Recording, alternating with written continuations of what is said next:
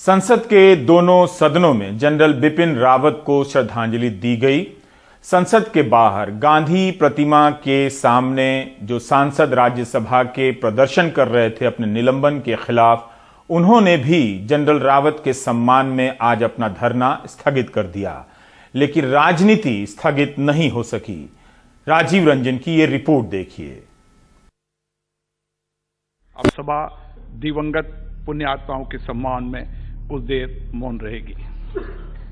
क्या लोकसभा, क्या राज्यसभा और क्या गांधी प्रतिमा के सामने धरने पर बैठे निलंबित सांसद, सबकी आंखें नम और गमगीन दिखी। सबने सीडीएस जनरल रावत और हेलीकॉप्टर दुर्घटना में मारे गए सैनिकों के सम्मान में 2 मिनट का मौन रखा। लोकसभा और राज्यसभा की ओर से श्रद्धांजलि दी गई।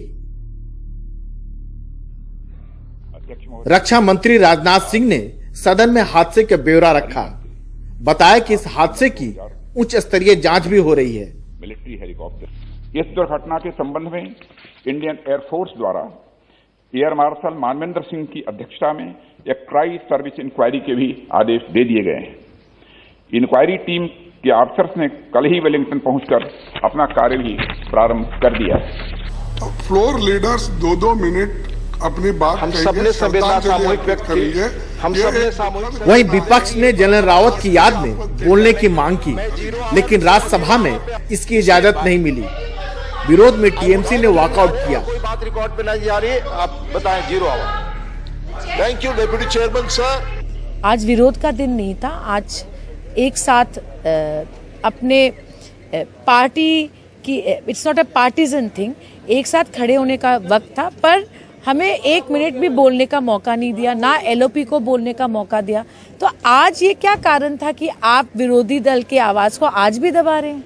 पूरा देश शौक मना रहा है, उस पर भी आपने ऑपोजिशन को नहीं बोलने दिया। ये गलत है, क्योंकि ये सरकार तानाशाह है, ये ऐसे ही चलाना चाहती है विदाउट ऑपोजिशन। ये बहुत अनफॉर्चुनेट है। विपक्ष की ओर से हर चीज पर सवाल खड़े करना और नकारात्मक दिशा में बोलना, ये विपक्ष का स्वभाव बन गया। ये नहीं होना चाहिए, मैं आपको बताऊं।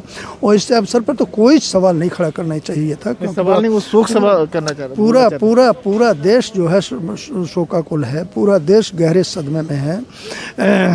तो इस समय तो किसी भी प्रकार का सवाल उठाना उचित नहीं था।